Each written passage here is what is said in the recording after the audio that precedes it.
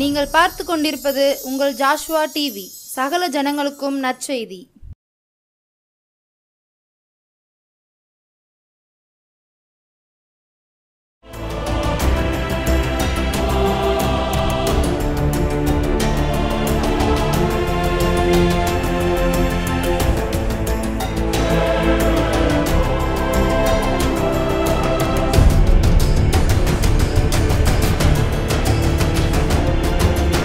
கர்த்தராகிய இயேசு கிறிஸ்துவின் நாமத்தினாலும் ஜாஸ்வா டிவி மூலமாக மறுபடியும் இந்த மாலை வேளையில் உங்கள் யாவரையும் சந்திப்பதில் நான் மிக்க மகிழ்ச்சி அடைகிறேன்.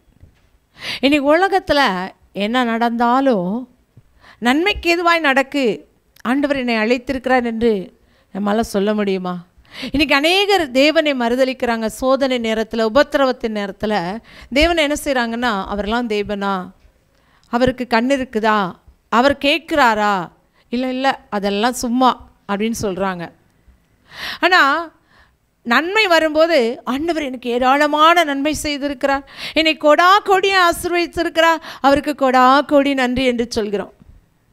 இந்த உலகத்தில் நன்மை வரும்போது தேவனை புகழ்கிறோம், தீமை வரும்போதோ தேவன் என்னோடு இருக்கிறாரா, அவர் இதையெல்லாம் பார்த்து கொண்டு இருக்கிறாரா என்று சொல்கிறோம். ஆனால் தேவன் எல்லாவற்றையும் பார்க்கிறார், எல்லாவற்றையும் நன்மைக்கு எதுவாய் நம்ம வாழ்க்கையில் அனுமதிக்கிறார்.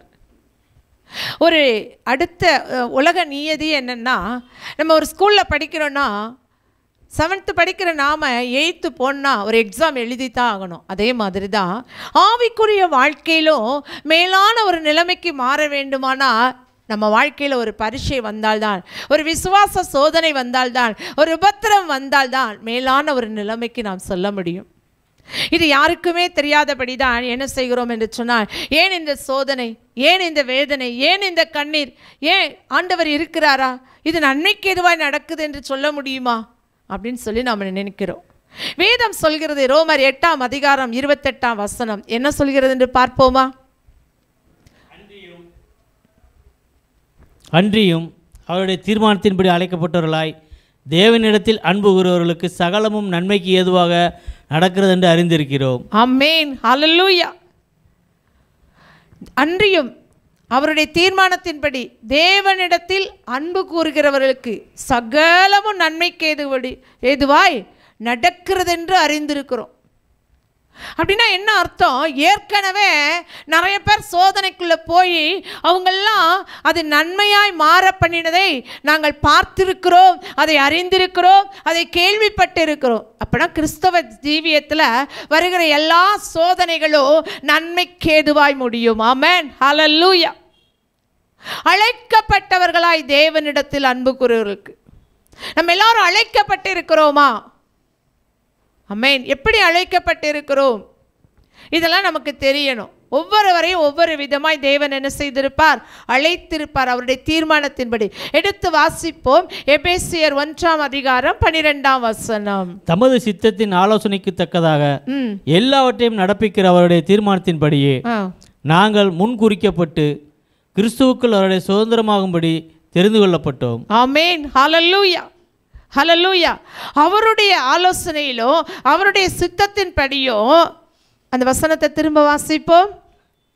தமது சித்தத்தின் ஆலோசனைக்கு தக்கதாக எல்லாவற்றையும் நடப்பிக்கிற அவருடைய தீர்மானத்தின்படியே நாங்கள் முன்குறிக்கப்பட்டு கிறிஸ்துவுக்குள் அவருடைய சுதந்திரமாகும்படி தெரிந்து கொள்ளப்பட்டோம். ஆமென், ஹல்லேலூயா.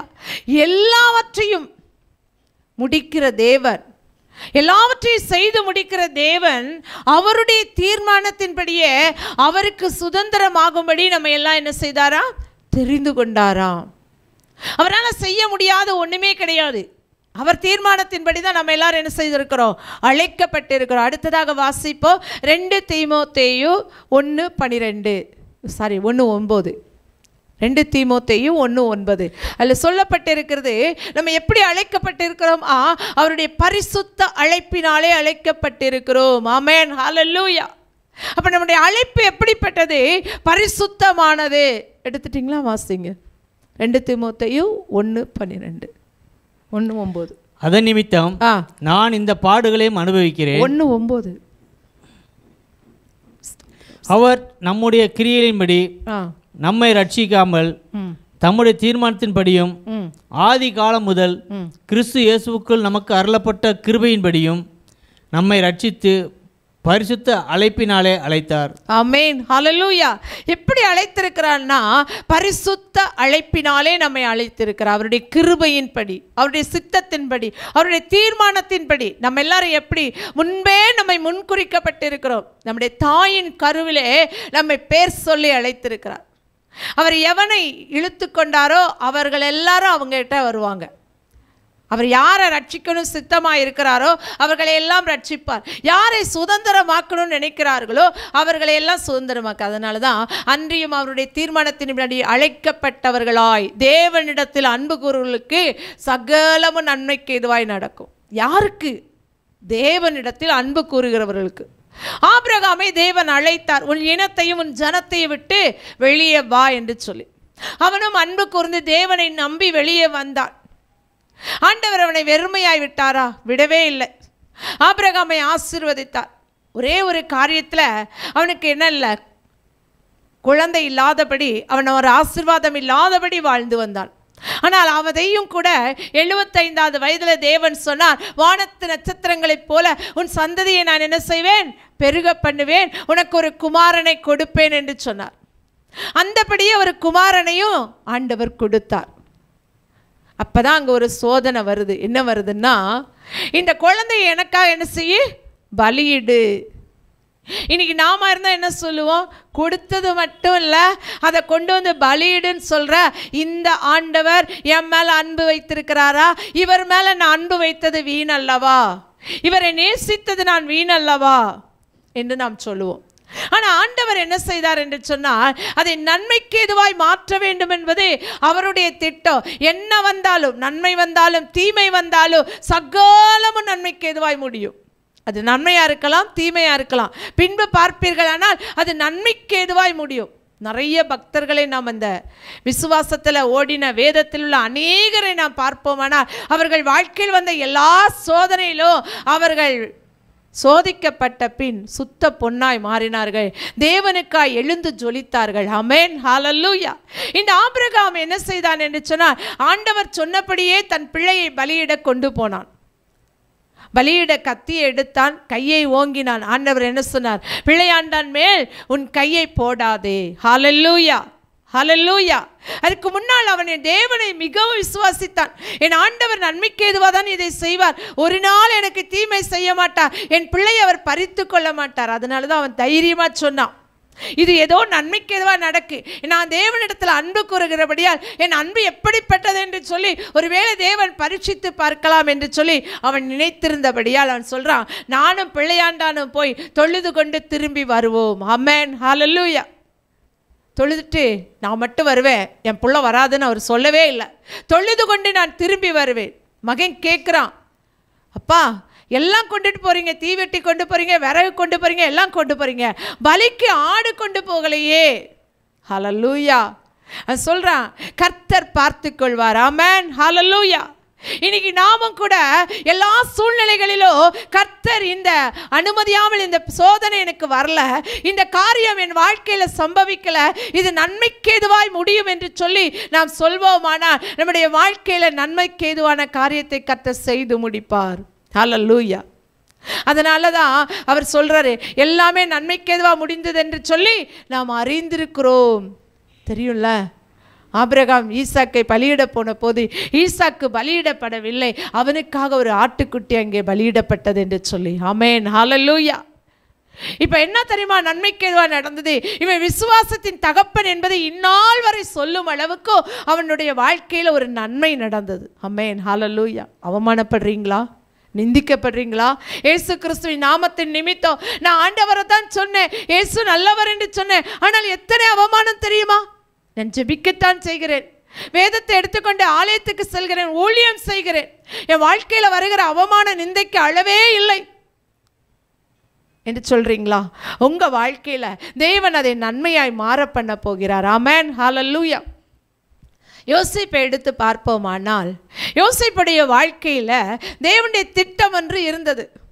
ஆனால் அதெல்லாம் நிறைவேறாதபடி பிசாசானவன் பல விதங்களிலே போராடினான். அவன் மேலே எவ்வளோ பெரிய பொல்லாங்கெல்லாம் வந்தது தெரியுமா?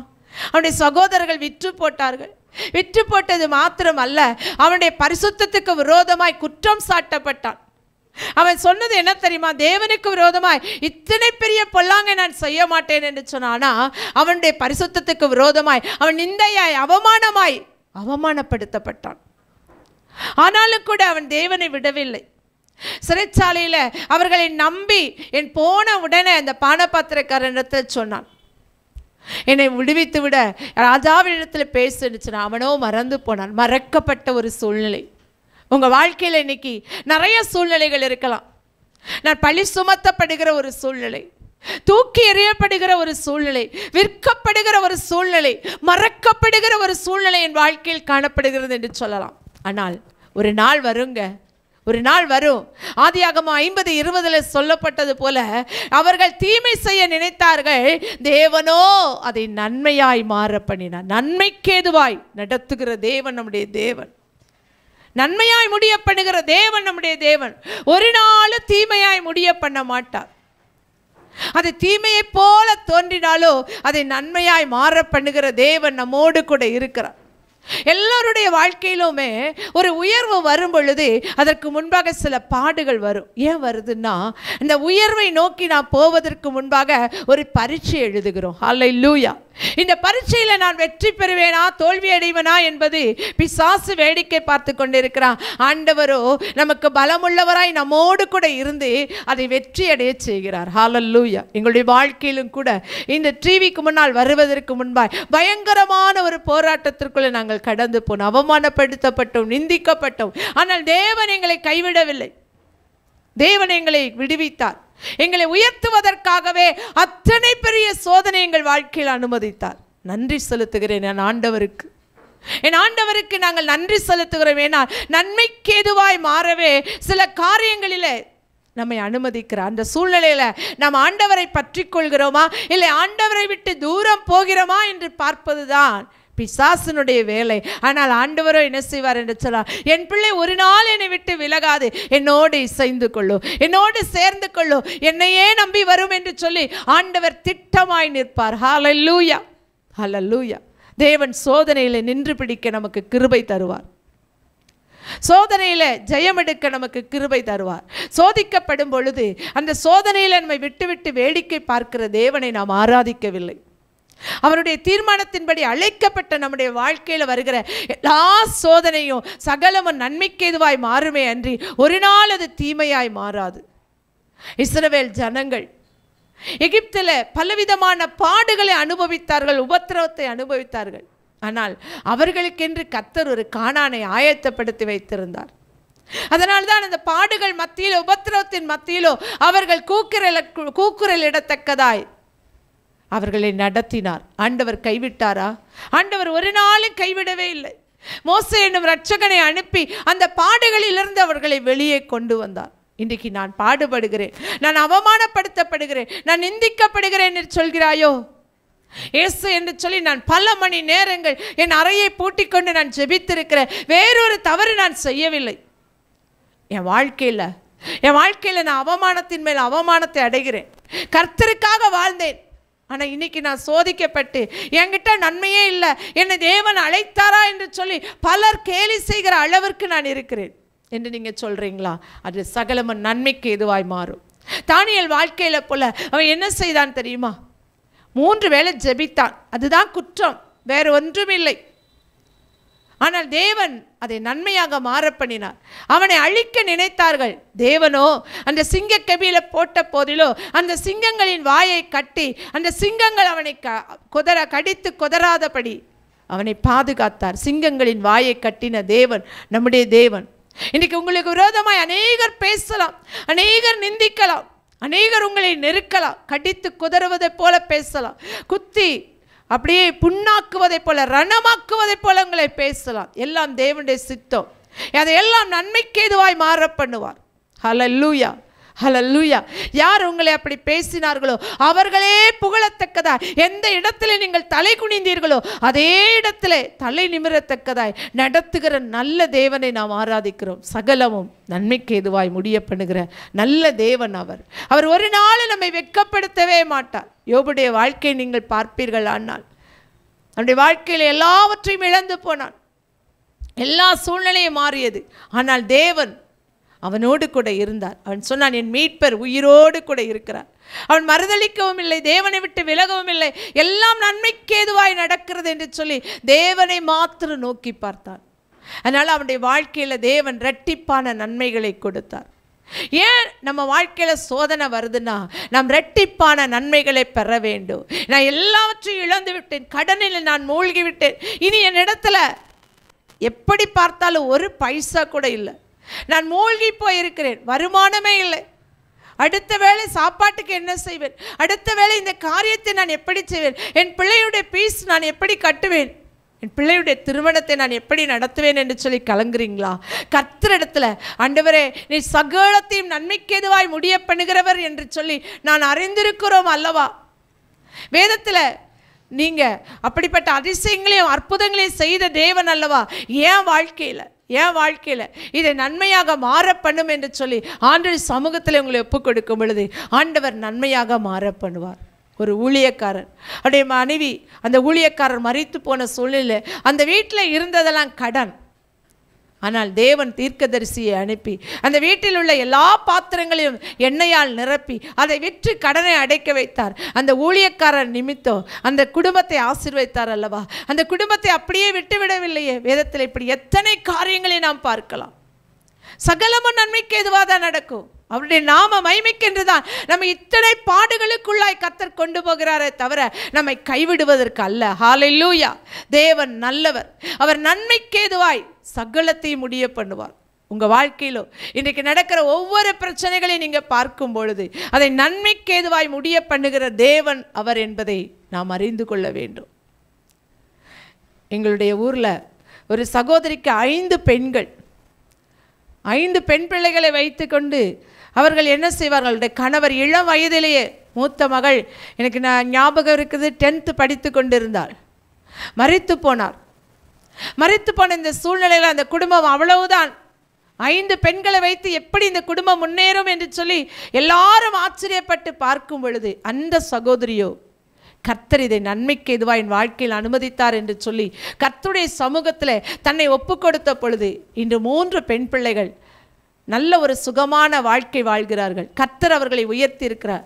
தேசத்தில் அவர்களை உயர்ந்திருக்க பண்ணியிருக்கிறார். நான் நினைப்பேன் அடிக்கடி, இந்த சகோதரி கர்த்தருக்காக வாழ்ந்தார்கள். கர்த்தர் இந்த சகோதரியுடைய எல்லா காரியங்களையும் கவனித்திருக்கிறார். இன்னும் 2 பிள்ளைகளையும் கர்த்தர் அப்படியே ஆசீர்வதிப்பார். அவங்க படிக்க வைத்ததெல்லாம் நல்ல ஒரு டிகிரி படிக்க வைத்தார்கள், நல்ல பதவி இருக்கிறார்கள். 2வது மகள் வெளிநாட்டில் வேலை செய்கிறார். எவ்வளோ பாருங்கள், எத்தனை அற்புதமான தேவன்.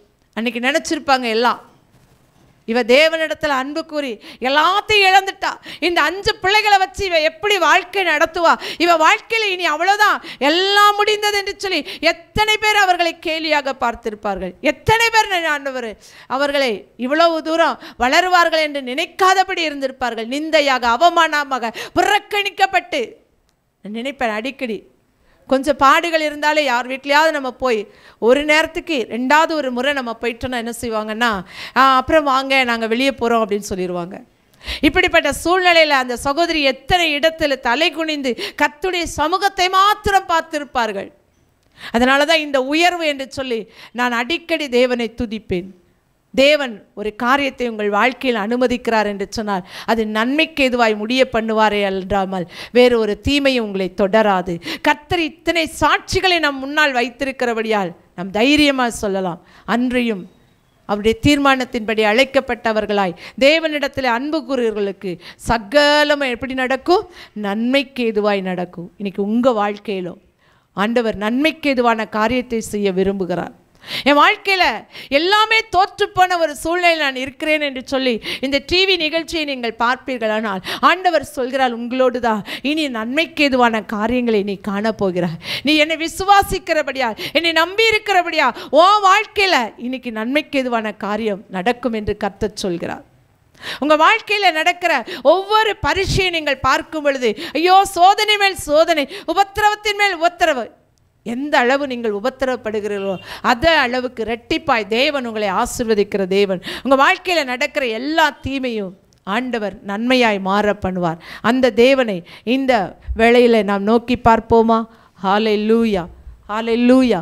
ஆண்டவரே, நாங்கள் உம்மை ஸ்தோத்தரிக்கிறோப்பா, ஸ்தோத்தரிக்கிறோம் ஆண்டவரே, துதிக்கிறோம் ஆண்டவரே. ஹல்லேலூயா. அன்றியும் அவருடைய தீர்மானத்தின்படி அழைக்கப்பட்டவர்களாய் தேவனிடத்தில் அன்பு கூறுகிறவர்களுக்கு சகலமும் நன்மைக்கு ஏதுவாய் நடக்கும் என்று சொல்லி நாங்கள் அறிந்திருக்கிறோம் என்ற வார்த்தையின்படி ஆண்டவரே, நாங்கள் உம்மை நம்பி ஆண்டவரே, உம்மால எல்லாம் கூடும் என்று சொல்லி ஆண்டவரே வந்திருக்கிறோப்பா. இன்றைக்கு யாரெல்லாம் தங்களை தாழ்த்தி ஆண்டவர் என்னை அழைத்திருக்கிறார், ஆனாலும் என்னுடைய வாழ்க்கையில் எத்தனையோ சோதனைகள் ஆண்டவரை, எத்தனையோ நிந்தைகள், எத்தனையோ அவமானங்கள் என்று சொல்லி கண்ணீரோடு கூட யாரெல்லாம் தங்களை ஒப்புக் கொடுக்கிறார்களோ அத்தனை பேர் வாழ்க்கையிலோ நன்மைக்கு ஏதுவான கிரியை நடக்கட்டுமே சுவை நாமத்தினால.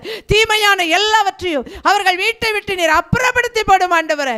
அவர்கள் செய்தியை கேட்கிற ஒவ்வொருவருடைய வாழ்க்கையிலும் கர்த்தருடைய நன்மையான காரியம் நடந்தேற நாங்கள் ஒப்புக் கொடுக்கிறோம். பெரிய காரியங்களை செய்யும், உம்முடைய நாமத்தை மகிமைப்படுத்தும். மீட்பர் இயேசு நாமத்தில் நல்ல பிதாவே, ஆமேன் ஆமேன். இந்த செய்தியை கேட்ட உங்கள் யாவரையும் கர்த்தர் தாமே ஆசீர்வதிப்பாராக. ஆமேன் ஆமேன்.